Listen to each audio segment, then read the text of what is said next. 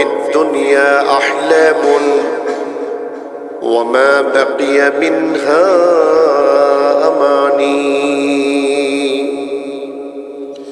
والوقت بينهما ضايع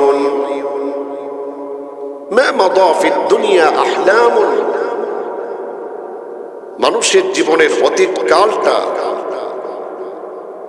এটা একটা স্বপ্ন ওমা বাকিয়া মিনহা আমানি আর ভবিষ্যৎ কালটা একটি আকাঙ্ক্ষা।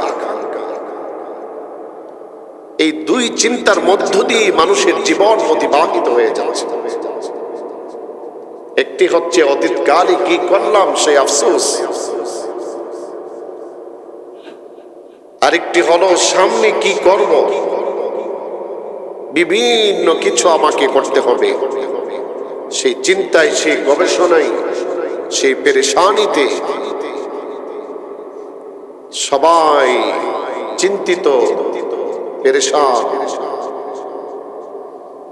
কবি বলছেন ওয়াল ওয়াক্তু বাইনাহুমা দাইউন,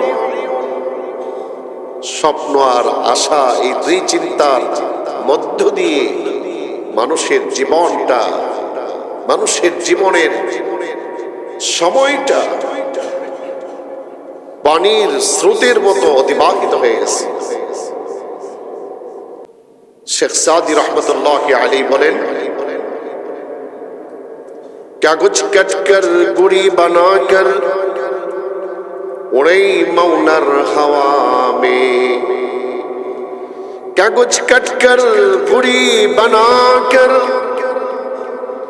उड़े मौनर हवा में, इधर जाफे उधर जाफे रशी मौनर हाथ में। শেখ সাদি রহমতুল্লাহ আলাইহি বলেন, ছোট বাচ্চারা কাগজ কেটে কেটে যে ঘড়িটা আকাশে ওড়ায়, সেই ঘড়ি একবার ডানে জ্বলে আর একবার বামে জ্বলে, আর নেজ নাড়িয়ে নাড়িয়ে যেন মালিককে বলে, ডোন্ট কেয়ার, আমাকে আর খুঁজে পাবা না। যখন সন্ধ্যা ঘনিয়ে আসে, ওই ছোট বাচ্চা ঘড়িকে তার কাছে টেনে নিয়ে আসে। ঘড়ি তখন আর ডানেও জ্বলতে পারে না, বামেও জ্বলতে পারে না, আর নেজ নাড়িয়ে সে কোনো অহংকারের বহির প্রকাশও করতে পারে না। তার মানে রশি মালিকের হাতে। তো আপনার আমার জীবনের রশি যার হাতে, তিনি কে? এই চমৎকার করে বলুন, আপনার আমার জীবনের রশি যার কাছে, তিনি কে? আল্লাহ পাকের হাতে। এই জন্যই তো আল্লাহ তাআলা কোন সময় ইসলাম বিরোধী, মুসলিম বিরোধী, দুনিয়াতে গমন করা কুফরি মতবাদ নিয়ে আল্লাহ পাকের তাওহীদকে অবিশ্বাস করনেওয়ালা, ইসলামের বিধি বিধানকে অস্বীকার করনেওয়ালা, আম্বিয়া আলাইহিমুস সালামকে কষ্ট দেনেওয়ালা যত কাফির মুশরিক বেঈমান ছিলেন, আল্লাহ পাক তাদের জীবনের রশিকে ঢিল করে দিয়েছিলেন। দেখি তুমি কেমন করতে পারো। যখন সময় শেষ হয়ে গেছে, আল্লাহ তাআলা যখন রশি টান দিলেন, কেউ টিকে থাকতে পারে না। কি বলেন, কেউ টিকে থাকতে পারছে? সাদ্দাত নাফরমানিতে এতটা এগিয়ে গিয়েছিল, এতটা চ্যাম্পিয়ন করেছিল। সাদ্দাত খোদা দাবি করনে ওয়ালা এক নাফরমান, জাহান্নামের কীট। সেই সাদ্দাত মানুষকে তার দিকে ধাবিত করার জন্য সমাজের সুন্দরী সুন্দরী যুবতীদেরকে ধরে গ্রেফতার করল এবং যত স্বর্ণ অলংকার ছিল এগুলো হাইজ্যাক করলো তার বাহিনীর মাধ্যমে। কেন? সে তার রাজ্যকে টিকিয়ে রাখার জন্য সে তার অহংকারকে বাস্তবে পরিণত করার জন্য বানিয়েছিল জান্নাত, বানিয়েছিল জাহান্নাম, আর ঘোষণা করে দিত সাদ্দাতের আইন মতো যারা চলবা তাদের জন্য রয়েছে জান্নাত, আর সাদ্দাতের আইনের বহির্গত যারা চলবা তাদের জন্য রয়েছে জাহান্নাম। বলুন তো, দুনিয়াতে মানুষ যার আইন মতো চলবে তিনি কে? আল্লাহর আইন মতো আপনাকে আমাকে চলতে হবে, এই ব্যাপারে আমি একমত। আর কে কে একমত? কেউ যদি একমত না হন তাহলে তিনি কে? মুসলিম দাবি করার অধিকার তার আছে? কথা বলুন, আছে? এর জন্য আমাদেরকে বলতে হবে আমরা যার আইনকে মেনে দুনিয়াতে গমন করব, বেঁচে থাকবো, তিনি কে? তো সাদ্দাত জান্নাত জাহান্নাম আবিষ্কার করেছে। সাদ্দাতের কথা মতো যারা চলবে না তাদেরকে জাহান্নামে দিত। অগ্নিকুণ্ড ছিল, বহু মানুষ জাহান্নামে নিক্ষেপ করে, তার বানানো জাহান্নামে আগুনে নিক্ষেপ করে সে মেরেছে, দুনিয়া থেকে বিদায় করে দিয়েছে।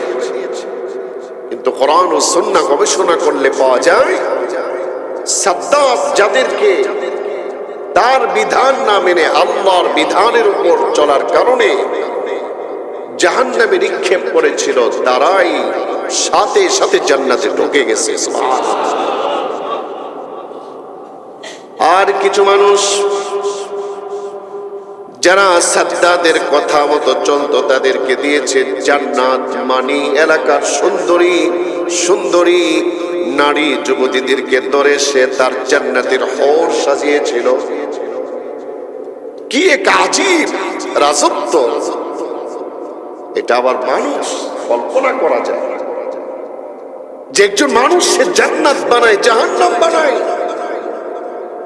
সে তার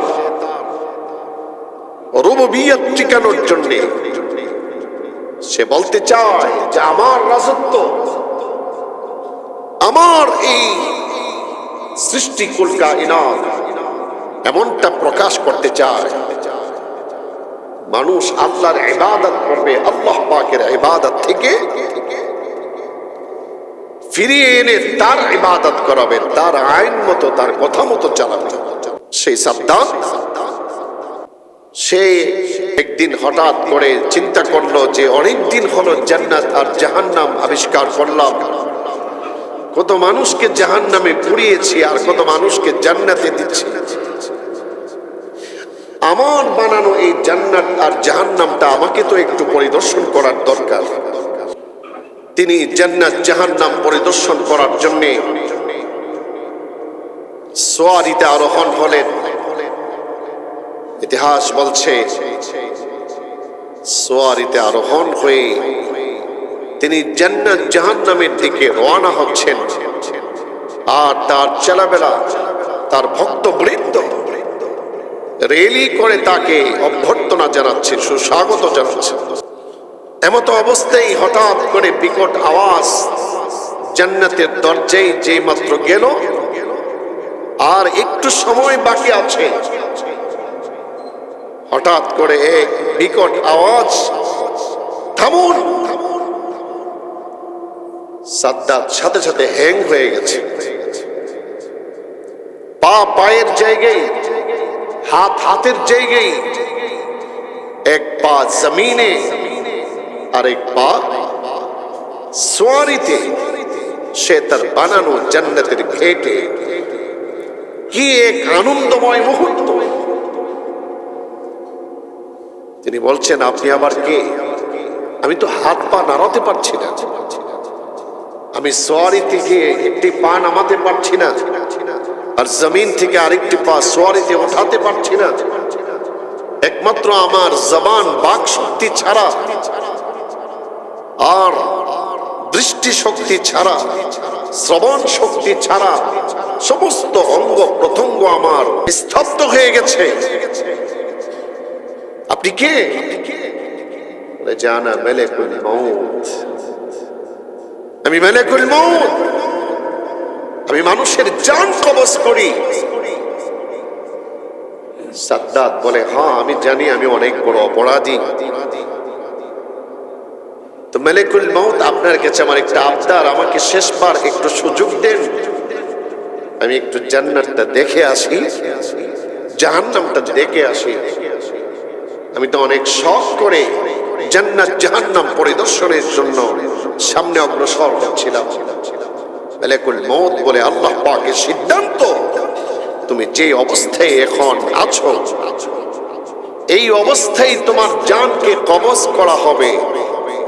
তোমার একটি পা জমিনে আছে, আরেকটি পা সোয়ারিতে আছে। এই সোয়ারিতে থাকা পা নামাতেও পারবে না, আর জমিনে থাকা পা সোয়ারিতে উঠাতেও পারবে না।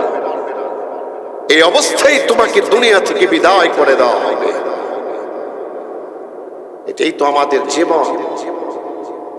আল্লাহ তাআলা চরম পর্যায়ে যে তার রশিকে টান দিলেন, রশি মাওলার হাত में